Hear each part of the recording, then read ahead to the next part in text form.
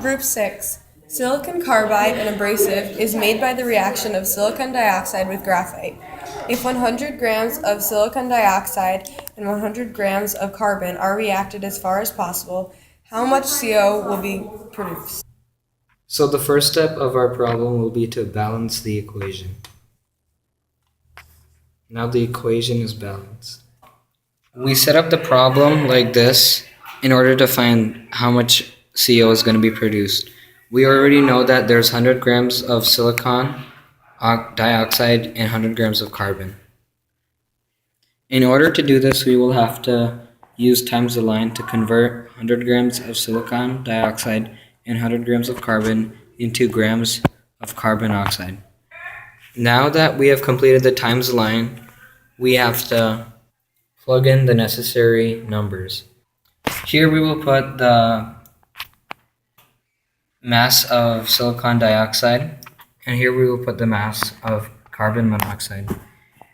To get these two numbers that we will plug into the ratio, the mole ratio, we'll have to use the balance equation. Now that the numbers are plugged in, we can finish our calculations. By doing times the line, we are able to cancel out the grams with the grams of silicon dioxide, and then we are able to convert the moles of silicon dioxide to carbon monoxide. From there, we are able to find out the grams of carbon monoxide and solve the problem. After repeating the process for the second conversion, we have ended up with the results of 93.3 grams of carbon monoxide and 233.3 grams of carbon monoxide.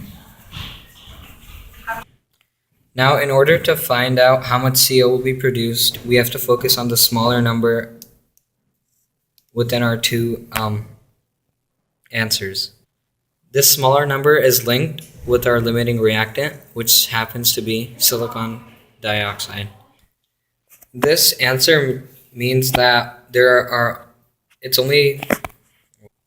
answer represents that there's only going to be 93.3 grams of CO that will be able to be produced because our limiting reactant is silicon dioxide. So the answer is 93.3 grams of CO happen to be produced.